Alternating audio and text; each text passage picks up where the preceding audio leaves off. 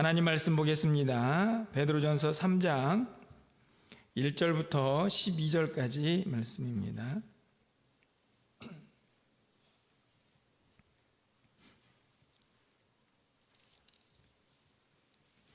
신약성경 379쪽에 있습니다.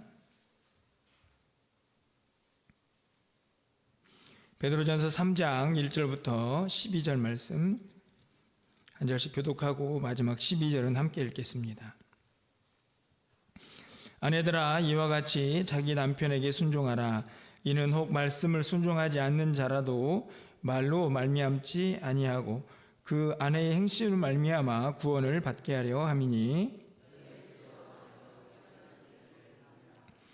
너희의 단장은 머리를 꾸미고 금을 차고 아름다운 옷을 입는 외모로 하지 말고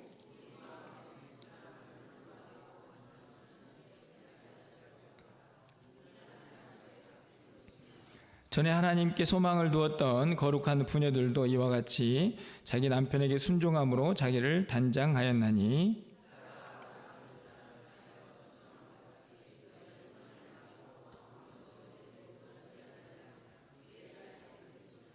남편들아, 이와 같이 지식을 따라 너희 아내와 동거하고 그를 더 연약한 그릇이요 또 생명의 은혜를 함께 이어받을 자로 하라.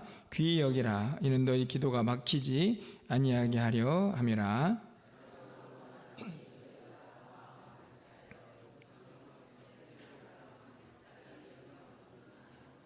악을 악으로 욕을 욕으로 갚지 말고 도리어 복을 빌라. 이를 위하여 너희가 부르심을 받았으니 이는 복을 이어받게 하려 하심이라.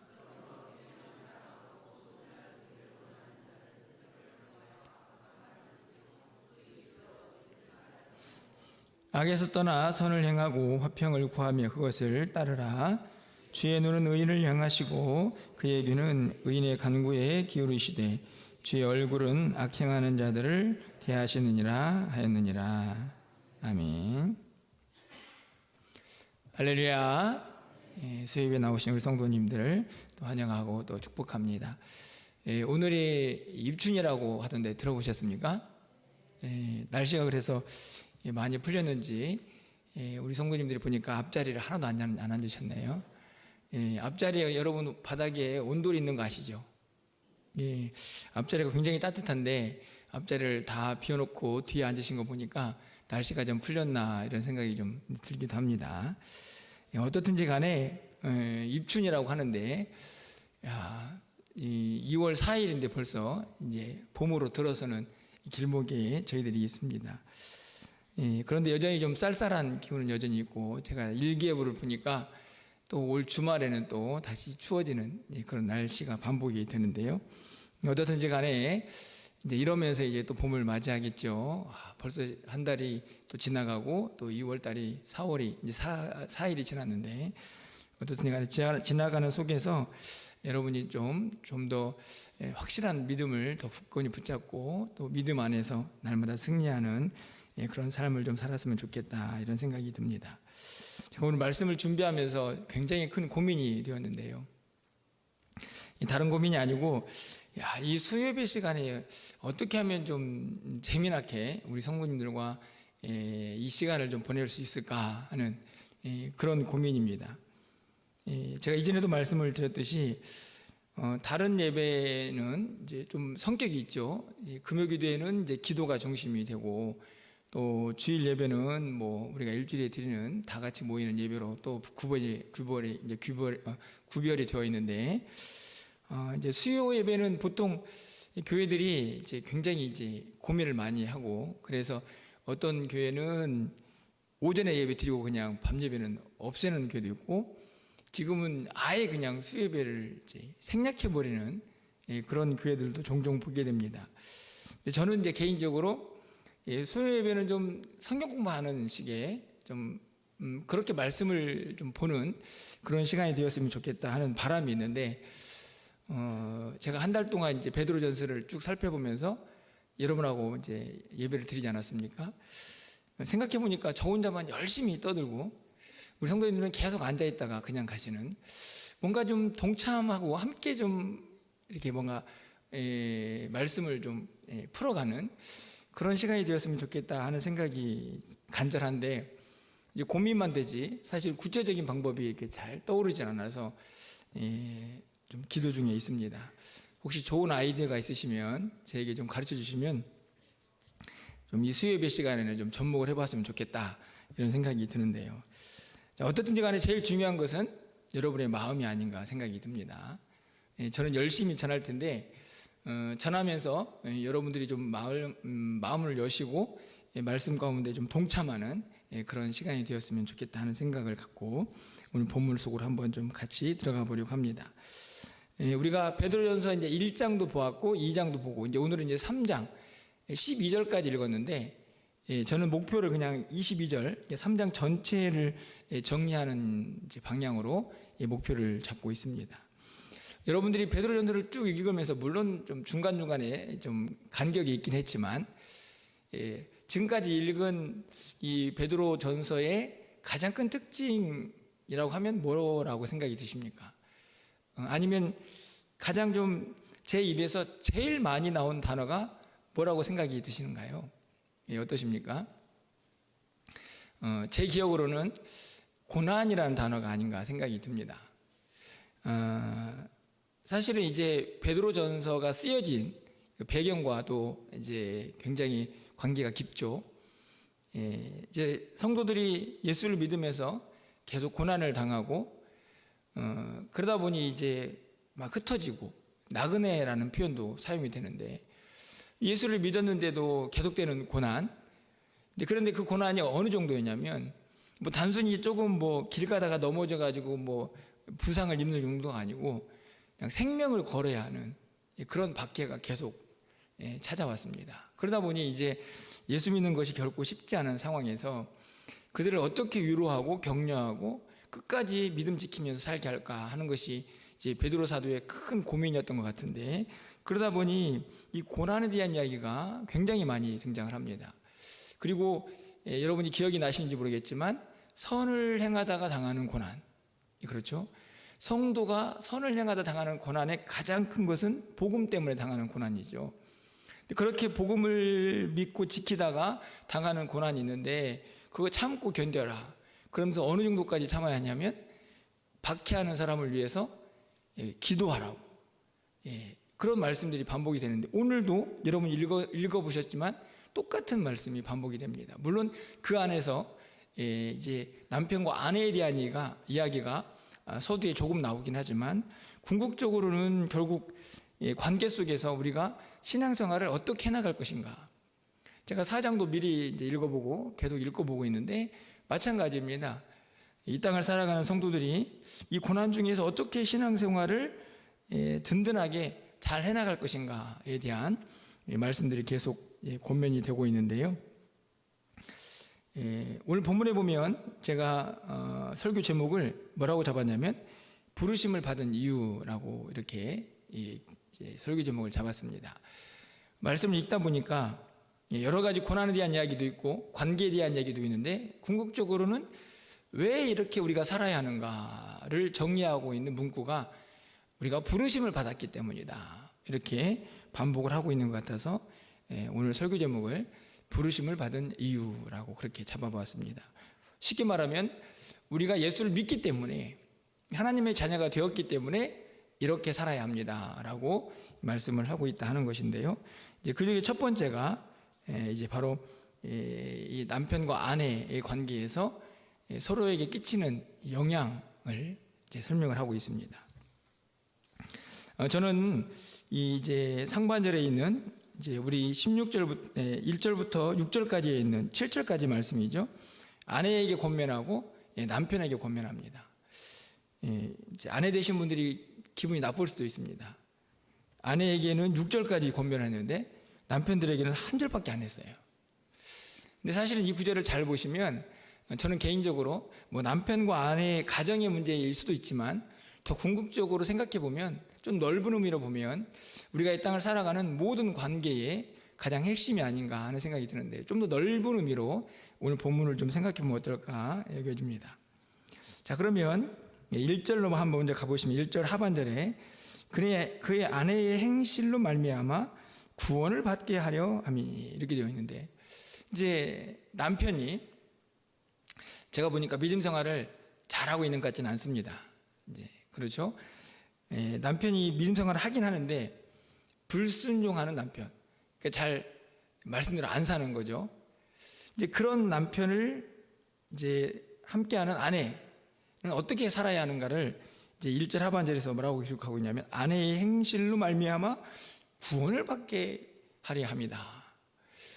그러니까 그냥 신앙생활이 그렇게 신통치 않은 남편을 보고 아내가 어떻게 행동하냐면, 아이고 저 인간은 왜 저러냐, 이렇게 말하는 게 아니고 내 행실을 통해서 저 남편이 구원을 받게 해야겠다, 이렇게 마음을 먹고 신앙생활을 하는 거죠. 여러분 2절 말씀을 보면요, 너희의 두려워하며 정결한 행실을 본다, 이렇게 나와 있습니다. 1절에서도 그 행실로 말미암아서 남편이 구원을 받게 하라 그러고, 2절에서도 너의 두려워하며 정결한 행실을 남편이 본다, 이렇게 이야기를 하죠. 이게 쉽게 말하면 아내가 어떻게 신앙생활을 하고 있는가를 보면서 남편이 깨닫는 겁니다. 아, 믿음 생활은 이렇게 하는 거구나, 이렇게 깨달아서 그 남편도 잘 신앙생활하는 사람으로 변화시켜야 한다 하는 이야기를 하고 있는 것이죠. 그런데 사실은 이 요구가 단순히 뭐 남편과 아내만의 관계는 아니겠죠. 만약 예를 들면 반대라고 생각해 보십시오. 남편은 신앙생활을 잘 하는데 아내가 신앙생활에 신통치 않다. 그러면 이 말씀은 당연히 바꿔서 적용이 되겠죠. 남편이 신앙생활을 잘하는 모습을 보여줘서 아내가 그걸 보고 변화되기를 바라는 마음이 이 구절 속에 담겨져 있습니다. 단순히 그냥 한 아내를 향해서 일방적으로 요구하는 게 아니고, 사실은 어떻게 보면 가정 안에서 우리의 모든 관계들이기도 하고, 이걸 좀 넓혀보면 세상 속에서 우리의 모습이기도 하고, 우리 성도들 가운데서도 이런 모습이죠. 그렇지 않습니까? 우리 성도님들이라고 해서 믿음의 수준이 다 동일하지 않습니다. 조금 신통치 않은 분들도 신앙생활 열심히 하는 분을 보면서 어떤 마음을 갖습니까? 야, 나도 저렇게 믿음 생활 해봐야지, 이런 마음 갖는 거죠. 쉽게 말하면 저는 이 1절과 2절을 어떻게 해석을 해보냐면 선한 영향력이다, 이렇게 해석을 해봅니다.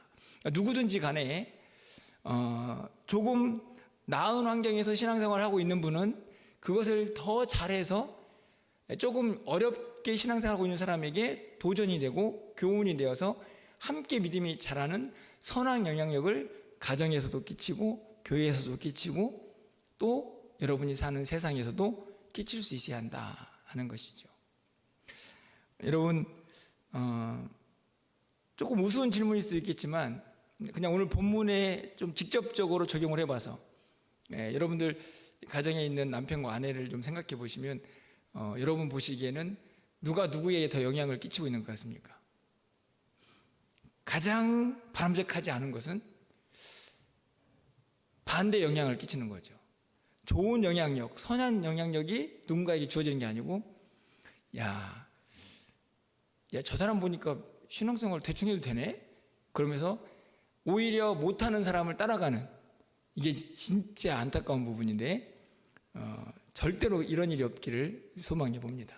여러분들은 서로에게 선한 영향력을 끼치셔서 여러분의 가정이든 교회든 여러분이 속한 어떤 공동체인지 간에 부서든지 간에 함께 믿음이 자라가는 일에 서로에게 영향을 주고받을 수 있기를 간절히 소망합니다. 여러분 너무너무 중요합니다. 단순히 남편과 아내만의 관계가 아니라는 것이죠. 중요한 것은 누군가의 행실을 누군가가 보고 있다는 것입니다. 2절 다시 보시면 정결한 행실을 보고 있다. 하나님을 두려워하고 거룩하게 신앙생활하는 그 모습을 누군가가 보고 있기 때문에 그 본대로 영향을 받게 된다 하는 말씀입니다.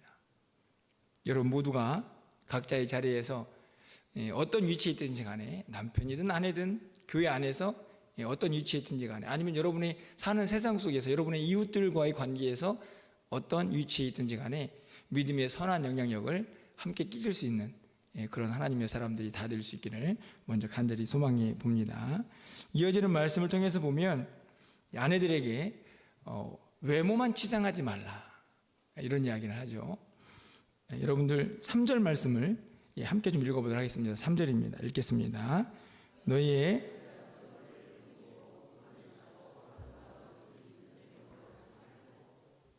갑자기 왜 외모를 단장하지 말라고 할까요? 그러면은 아내들은 계속 머리는 그냥 이렇게 새집 짓고, 그냥 얼굴은 그냥 이렇게 그냥 세수도 안 해가지고 그냥 눈곱도 끼고 뭐 이렇게 살라는 얘기입니까? 그런 건 아니고요.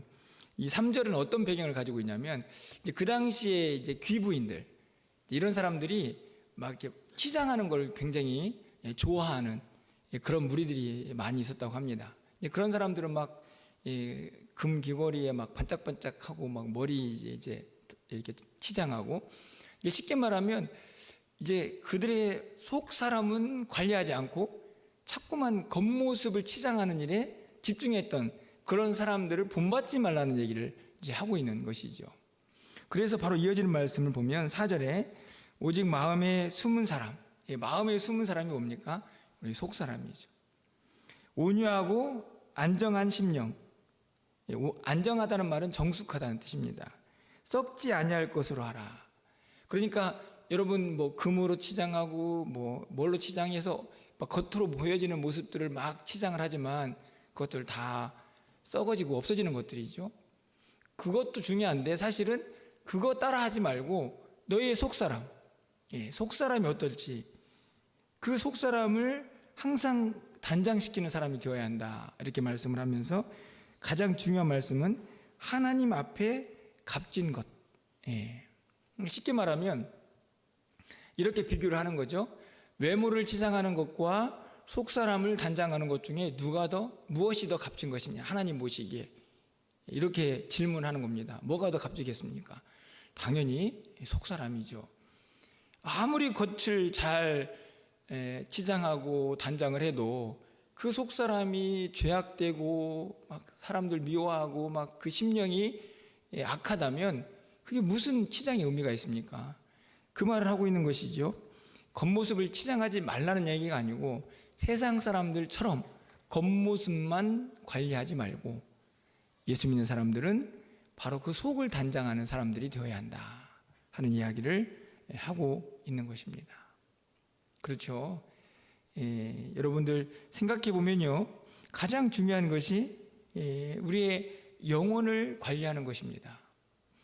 그런데 이 말씀을 조금 더 확대해서 보면 우리는 어떻게 보면은 단순히 그 당시에 겉모습을 치장하는 사람들의 모습 그것만이 아니고 우리들도 사실 어떤 면에서는 겉으로 보여지는 것들 굉장히 중요하게 여길 때가 많이 있습니다. 그렇지 않습니까? 뭐 예를 들면은 좋은 차 보면 갖고 싶고, 좋은 집 갖고 싶고, 뿐만 아니죠. 뭐 좋은 옷들 보면 입어보고 싶고. 물론 그게 되게 나쁘다고 말씀드리는 건 아닙니다. 중요한 것은 그것만 좋아하면서 그것만 가지고 치장하는 것이 무슨 의미가 있느냐 하는 겁니다. 그거 다 썩어질 것들이고 주님이 기뻐하시는 것도 아니라는 거죠. 정말 중요한 것은 내 마음 상태가 어떠하냐, 그걸 항상 살필 수 있는 사람들이 되어야 한다 하는 말씀입니다. 오늘 우리도 마찬가지입니다. 물론 겉으로 보여지는 것들도 중요하죠. 좋은 옷을 입고 또 좋은 차를 타고 다니고 뭐 여러 가지 것들 잘 갖추는 것, 그것이 뭐 나쁘다는 이야기는 아닌데 그것만 관리해서는 하나님 앞에서 칭찬받기가 어렵다 하는 것이죠. 더 중요한 것은 보이지 않는 우리의 중심 보시는 그 우리의 깊은 것까지 다 관찰하시는 하나님 앞에서 인정을 받아야 되는데, 그러려면 우리의 속사람, 보이지 않는 그곳이 잘 단장되어야 한다 하는 말씀입니다. 우리 모두가 이 단장에 더 신경을 쓰는 하나님의 사람들 되기를 소망합니다. 오늘 본문에서는 그 단장을 어디까지 확대시켜 가냐면 남편에게 순종하는 아내의 모습도 바로 그 단장으로 그렇게 이야기를 하고 있습니다. 5절 말씀이죠. 전에 하나님께 소망을 두었던 거룩한 부녀들도 이와 같이 자기 남편에게 순종했다. 이게 자기 단장을 한 거다. 이렇게 이제 확대해서 적용을 합니다. 여기서도 마찬가지죠. 왜 그렇게 단장을 했습니까? 남편에게 잘 보이려고요. 천만의 말씀이죠. 5절 말씀 다시 보시면 전에 하나님께 소망을 두었습니다. 쉽게 말하면 남편에게 순종하는 것도 어디에서부터 출발하냐면 하나님 때문에. 하나님께 소망을 둔 사람은 그렇게 사는 것입니다. 누군가에게 선한 영향력을 끼치고 겉모습이 아니라 속사람 단장하면서 그렇게 사는 것이 하나님께 소망을 둔 사람이다. 그리고 전에 하나님께 소망을 둔 거룩한 그 부녀를 6절에서는 사라라는 한 인물로 예를 들어서 설명을 하고 있는 것을 보게 됩니다. 어떻든지 간에 중요한 것은 서로에게 선한 영향력을 끼쳐서 믿음의 더 큰 성장을 기대하고 있는 본문을 보게 되는 것이죠. 중요한 것은 겉모습이 아니고 우리의 속사람이 잘 단장되는 것이 하나님의 뜻이다는 사실을 분명하게 보여주고 있습니다. 남편에게도 권면을 합니다. 7절 말씀을 보면 남편들아 이렇게 기록이 되어 있는데 여기도 마찬가지죠. 아내를 이제 귀하게 여기고 또 생명의 은혜를 함께 이어받을 자로 여기고 다 중요한데 가장 중요한 것은 끝부분에 있습니다. 여러분 7절의 끝부분. 왜 이렇게 남편들이 아내를 귀하게 여기고 함께 살아가고 생명의 은혜를 이어받을 자로 여기 하는가를 끝부분에 남겨놓고 있는데 무엇을 이야기하고 있습니까? 이는 너희 기도가 막히지 않게 하려 합니다. 이게 무슨 이야기입니까? 결국은 남편과 아내의 관계가 단순히 겉으로 치장하고 순종하고 복종하고 그게 끝이 아니죠. 그러니까 그 모든 것들을 통해서 지금 베드로 사도가 원하는 게 뭡니까? 우리 믿음 생활입니다. 그게 무너지지 않으려면 관계가 잘 형성되어야 한다. 기도가 막힙니다. 그렇죠? 남편과 아내의 관계가 무너지면 마음이 불편해서 기도가 막힙니다. 참 희한하죠? 그냥 마음이 불편한 채로 교회에 나와가지고 기도하면 될 것 같은데 여러분 기도가 되시던가요? 기도가 안 됩니다. 그런데 이게 남편과 아내만의 관계냐? 천만의 말씀입니다. 여러분 신앙생활에서도 성도 간의 관계가 어그러지면 기도 안 됩니다. 지금 단순하게 그냥 남편과 아내만의 문제가 아닌 것이죠. 이 모든 관계에서 가장 핵심은 뭐냐? 네 믿음 생활, 우리의 믿음 생활, 이것이 잘 성장하고 보존되고 그리고 믿음 생활이 더 확실해지기 위해서는 그 관계가 바로 서야 하는데 그 관계의 바로 섬에서 가장 중요한 것이 선한 영향력을 끼치는 거다 하는 것을 오늘 본문에서 다시 한번 가르쳐주고 있는 것이죠. 여러분 간절히 바라기는 우리 모두의 관계가 서로에게 좋은 영향력을 끼치기를 바라고 기도로 가로막는 장애물이 아니라 서로에게 위로가 되고 격려가 되는 그런 공동체가 되기를 간절히 소망합니다. 여러분 안타깝지만 목사도 여러분 마음에 장애물이 될 수 있습니다. 얼마나 안타깝습니까? 성도들도 목사의 마음에 장애물이 된다. 이건 너무 안타까운 일이죠. 이런 관계가 형성이 되지 말아야 하는 것이고 그리고 더 궁극적으로는 가장 가까이에 있는 남편과 아내가 이런 관계가 되면 신앙생활이 결코 쉽지 않다 하는 것을 분명히 가르쳐주죠. 근데 문득 그런 생각이 들었습니다. 아니 왜 자꾸 고난을 이야기하다가 가정 이야기를 하고 있는가 생각해 보면요 굉장히 일리가 있는 해석이 있는데 그게 뭐냐면 지금 외부에서 닥쳐오는 고난이 있습니다. 그렇죠? 예수 믿는다고 막 핍박합니다. 그런데 가정에서 뭔가 좀 서로 위로가 되고 격려가 되고 힘이 되어야 그 밖에서 들어오는 이 외부의 압력들과 핍박들, 박해를 견뎌낼 수 있지 않겠습니까? 그렇지 않습니까? 근데 신앙생활도 마찬가지죠. 이 세상에서 막 힘들고 어려운데 가정생활이 믿음 안에서 그냥 확실하게 잘 서 있으면 어떤 어려움도 이겨낼 수 있죠. 교회 생활도 마찬가지입니다. 교회가 믿음 안에서 든든히 성도 안에 하나가 되어 있다면 세상에서 어떤 박해가 들어와도 다 이겨낼 수가 있는 것이죠. 그런 가정, 그런 공동체, 그것은 관계이고 그 관계는 서로에게 선한 영향력을 끼치는 것이다 하는 것을 여러분이 꼭 기억하시면서 그런 아름다운 관계가 우리의 모든 속한 공동체 안에서 그렇게 이루어지기를 간절히 소망합니다. 계속 이어지는 말씀을 보면 이제 궁극적으로 또 선을 행하다가 고난당하는 성도의 모습이 기록이 되어 있습니다. 여러분 8절 말씀을 보면 이제는 남편과 아내의 관계를 넘어서서 공동체 안으로 권면이 이제 확대되고 있죠. 우리 8절 말씀도 함께 읽어보도록 하겠습니다. 8절입니다. 마지막으로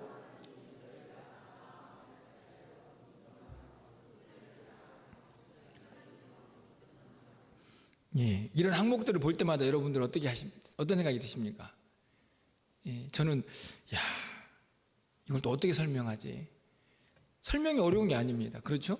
여기서 모르는 단어가 있습니까? 모르는 말이 있습니까? 동정하고 불쌍히 여기란 말인데 뒤에 똑같은 말입니다. 불쌍히 여기라. 형제를 사랑하라 모르십니까? 겸손하라 모르시나요? 왜 어렵냐면 다 알고 있기 때문에 어렵습니다. 이렇게 살아야 하는데 이거는 말씀으로 읽을 게 아니고 살아야 되는데 쉽지가 않다 하는 거죠. 근데 여기서 가장 중요한 것은 저는 형제를 사랑하고 불쌍히 여기고 동정하고 겸손한데 그 앞에 있는 구절이 저는 더 중요하다고 생각이 듭니다. 앞에 뭐라고 나왔냐면 너희가 다 마음을 같이 해서. 이게 무슨 말일까요? 무슨 말이냐면 이 마음을 다 같이 품는 겁니다. 아이고 목사님 그런 교회가 어디 있어요? 이런 생각을 하실지도 모르겠지만 그래야 온전해지죠. 왜 그런가 하면 여기 지금 이렇게 나눠져 있는데 그냥 크게 이쪽 동네는 막 이분들 막 사랑하고 용서하고 막 동정하고 불쌍히 여기는데 이쪽 동네는 이쪽 막 미워하고 사랑하지 않고 어떻게 되겠습니까? 어느 한쪽인가가 무너지겠죠. 똑같습니다. 마음을 다 같이 마음을 모아서 온 성도들이 온 가족 식구들이 함께 이런 마음을 가질 때 그 공동체가 건강해지는 것이죠. 단단해지는 것입니다. 아까도 말씀드린 것처럼 그래야 세상에 어떤 핍박이 닥쳐와도 이겨낼 힘을 간직하게 되는 것이죠. 여기서 여러분들 사랑, 동정, 불쌍히 여김, 겸손 이 모든 단어들도 중요하지만 가장 중요한 마음을 다 같이 해서 이 말씀을 좀 잘 새겨서 우리 모두가 한 마음으로 이 모습들을 이루어갈 수 있는 그런 기도, 그런 결단, 그런 실행이 우리 가운데 있기를 소망해 봅니다. 9절 말씀을 보십시오. 9절도 함께 좀 읽어볼까요? 악을 악으로 욕을 욕으로 갚지 말고 도리어 복을 빌라. 이를 위하여 너희가 부르심을 받았으니 이는 복을 이어받게 하려 하심이라. 여기서 보면 이제 드디어 제가 설교 제목으로 삼은 9절이 나오죠. 너희가 부르심을 받았다. 우리가 왜 성도가 되었는가? 우리가 왜 하나님의 택하심을 받은 자들이 되었는가? 그렇게 살라고. 어떻게 살라고요? 아까 얘기했던 것처럼 가정에서는 남편과 아내가 서로 선한 영향을 끼치고 공동체 안에서는 서로 마음을 같이 해서 사랑하고 겸손하고 불쌍히 여기고 그리고 9절 말씀처럼 악을 악으로 욕을 욕으로 갚지 않고 오히려 그런 사람들을 위해서 복을 빌고 아무나 할 수 없는 일이죠. 그런데 우리는 해야 합니다. 이게 베드로 사도의 권면이죠. 어느 것 하나 쉬운 것 없는 단어들이지만 그래도 우리는 해야 합니다. 왜냐하면 우리가 그것 때문에 부르심을 받았기 때문이라 이렇게 말씀을 하죠. 이어서 복을 받는다 하는 말은 복을 하나님께서 약속하신 대로 상속받는다는 의미를 갖고 있습니다. 우리가 그렇게 부르심을 받았기 때문에 그렇게 산다면 그들에게는 반드시 하나님께서 약속하신 복이 함께 할 것이다 하는 약속의 말씀이죠. 여러분 베드로전서 2장 20절에도 이런 말씀이 있었습니다. 죄가 있어 매를 맞고 참으면 무슨 칭찬이 있으리요. 그러나 선을 행함으로 고난을 받고 참으면 이는 하나님 앞에 아름다우니라. 여기에서도 선을 행하다가 고난을 받다 참죠.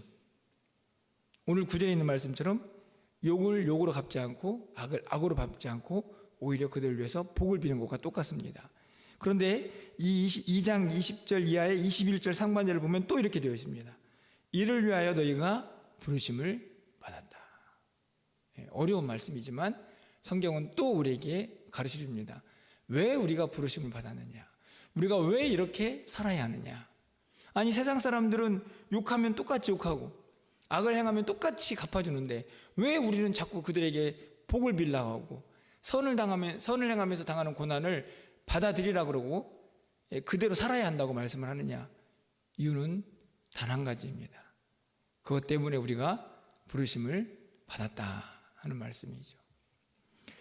결국은 이 부르심을 받았다라는 우리의 정체성을 얼마나 확실하게 붙잡고 살아가느냐가 우리의 삶에서 닥쳐오는 여러 가지 일들을 잘 이겨낼 수 있는 힘이 된다 하는 것을 분명하게 가르쳐주는 그런 말씀이라 생각이 듭니다. 이렇게 생각하는 거죠. 여러분을 예수 믿다가 당하는 이런저런 고난이 있습니다. 그리고 우리에게 뭔가 해코지를 하는 사람이 있습니다. 그를 위해서 기도하기가 참 어려운데 기도하라고 말씀하시니 기도해 봅니다. 그러면서 이런 마음을 가져야 하는 거죠. 내가 왜 이렇게 살아야 돼? 라는 생각이 들 때 다른 이유가 있는 게 아니고 우리가 그것 때문에 부르심을 받은 사람들이다. 우리는 성도이기 때문에, 그리스도인이기 때문에 마땅히 그렇게 살아야 한다라고 기억하는 것입니다. 그걸 붙잡는 것이죠.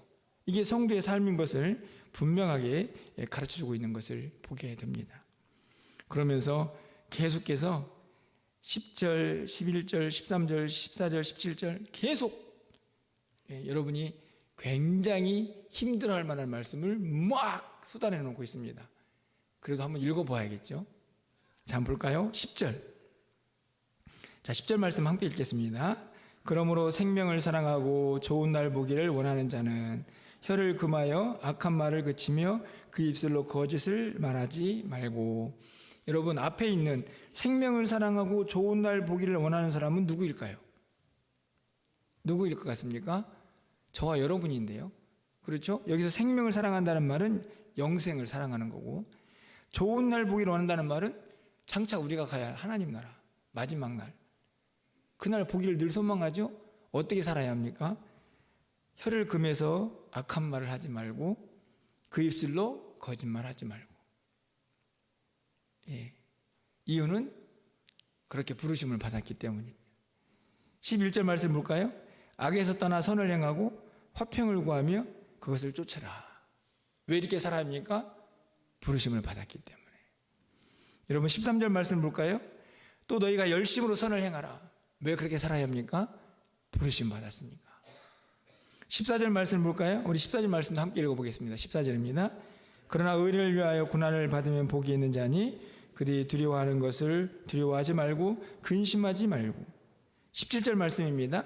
선을 행함으로 고난받는 것이 하나님의 뜻일진데 악을 행함으로 고난받는 것보다 나으니라. 다 같은 말씀입니다. 선을 행하다가 예수 믿다가 고난당해도 그거 힘들어하지 마라. 오히려 그들을 위해서 기도해라. 그 고난받는 자가 복이 있다. 이유가 무엇 때문이라고요? 우리가 그것을 위해서 부름을 받았기 때문이다 라고 분명하게 말씀을 하고 있다는 것입니다. 여러분, 12절과 18절 말씀을 보면 우리가 결국에는 그렇게 살아야 할 이유 중에 그렇게 살 수 있는 힘이 결국은 주님을 바라보는 것이다 하는 말씀이 12절과 18절에 기록이 되어 있습니다. 당연히 예수님이 당한 고난이죠. 오늘 말씀을 통해서 마지막으로, 그렇다면 이 모든 일을 통해서 우리에게 주어지는 은혜가 뭘까? 저는 15절과 16절에 그 답이 있다고 생각이 드는데요. 마지막으로 이 말씀을 함께 좀 말씀을 살펴보고 설교를 맺으려고 합니다. 우리 15절 말씀은 함께 좀 읽겠습니다. 시작. 너희 마음에